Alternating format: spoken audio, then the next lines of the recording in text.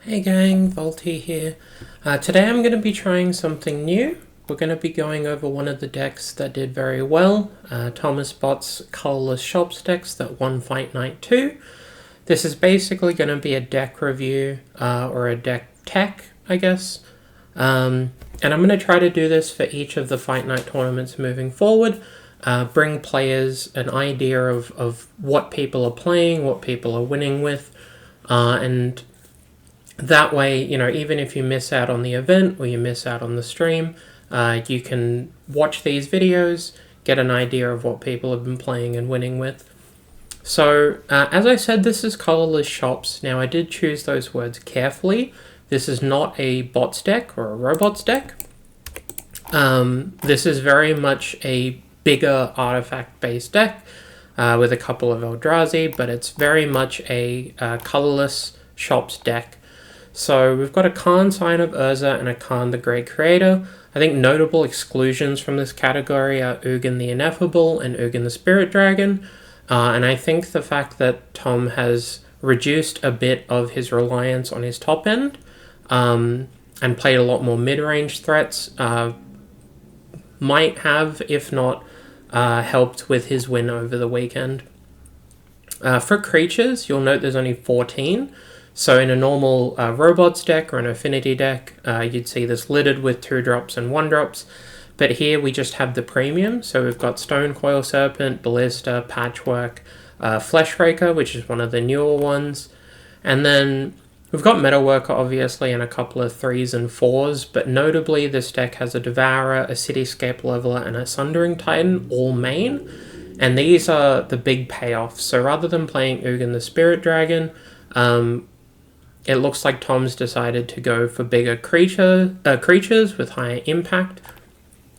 The Devourer especially, I think this card is really interesting because on the surface it's very powerful. It's a 7 mana 6/6, it blows up a thing, gives you a bit of card selection, which is very, very good because Shops decks typically struggle with mulliganing. However, this is a notable thing. Devourer is quite hard to cast. You can't use Workshop mana for it. If your Academy taps for 7, you need more colorless mana in order to cast it. If you're using, Academy plus Cradle, for example, to accelerate your mana, and if you have a Workshop, you just can't put this on the stack. So I'm interested to see if that continues to be the case moving forward. I wouldn't be too surprised if this card gets cut. Then for spells, we've got a Probe as a 59th card, Misstep, Kozilek's Command, Dismember, Eldrazi Confluence. This is a bit more interaction than I would typically expect out of a Shops deck. And I think that really shows, because Tom is very much, every time I've watched him on coverage, he's very much willing to draw some spells to go alongside his big plays and make sure that he isn't getting run over by certain things. And having 4 dedicated interactive spells that you can draw into every now and then and not be able to find a threat that you're looking for is a very meaningful deck decision. For non-creature artifacts, we've got a couple of bits and bobs here. So we've got a Chalice of the Void and a Relic of Progenitus as interactive ones. We have a couple of 0-drops here, so Clown Car, which isn't really a 0-drop, but then Amulet, 2 Baubles, and a Mox Opal to help with the Academy, Candelabra, which has quite a few hits, a Map and a Soul Ring, and then we have a couple of creature-based threats as well. So we've got a Cranial Plating, a Nettle Cyst, and a Night Scythe. So the creature count is 16 rather than 14, and Cranial Plating is helping us close games out. And then a bit more mana acceleration, so a Grim Monolith and a Mind Stone. Serum Powder, obviously a classic Mystic Forge. This is your typical payoff that you would expect to win the game with. And Forsaken Monument, which is an interesting choice as well. You don't always see this, and a lot of the lower to the ground artifacts decks don't play this card. But if you're planning on making a lot of mana and spending a lot of mana, Forsaken Monument is quite good.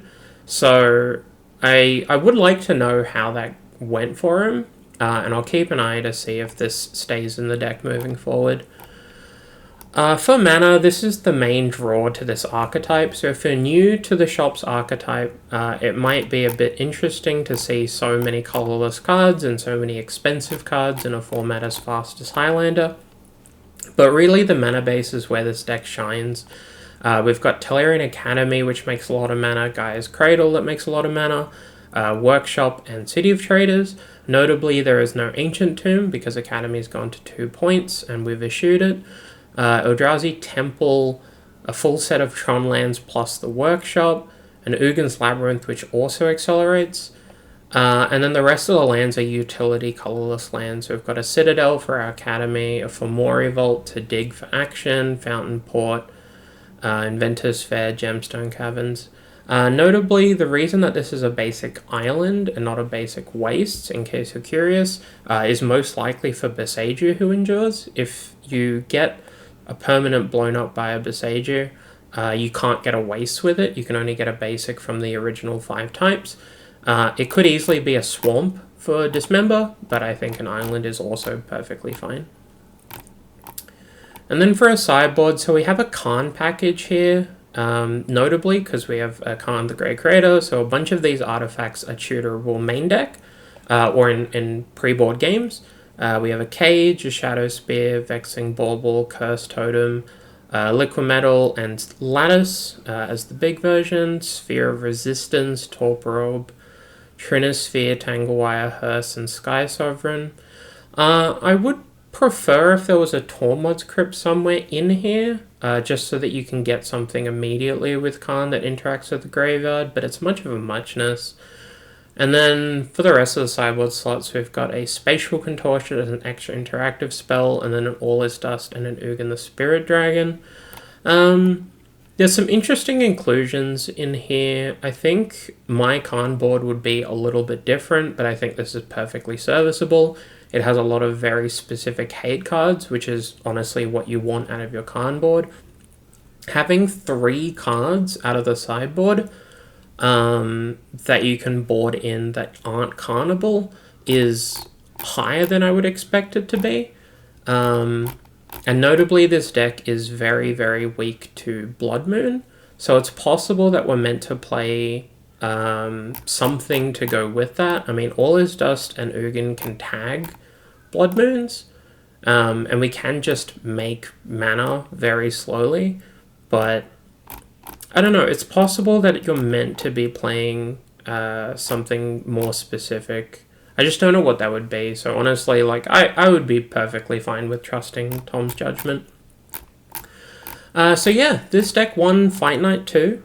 He had a 5-1 record and did very well off stream. We checked in every now and then during the stream, and it was kind of putting people in the dirt. If you're curious about, you know, moving into a Mishra's Workshop deck if you want to play the Fight Nights, because they're much easier to play on Moto, where cards are cheaper. Shops versus bots is a pretty classic question, and I do think that Tom has made a very good meta call here by playing shops rather than bots. He played against a lot of mid-range matchups from what I saw, which bots tends to struggle with because it doesn't quite have the ability to go over the top. But having, you know, 7 and 8 drops in your deck is a very good and clean way to win games. But otherwise, that's it for this little deck tech here, and we'll catch you next time. This video was brought to you with the help and support of my lovely patrons and donors. If you'd like to see your name up here on screen, there's going to be links down below, so you can check out the Patreon, or you can do a once-off donation if you would like. If you're watching this video on YouTube, please consider subscribing. It's free, it doesn't cost you anything, and it really does help the channel out a ton. I'm hoping to get 200 subs at some point relatively soon, just to make sure that we keep up with the outreach that we're experiencing. But otherwise, that's it from me. We'll catch you next time.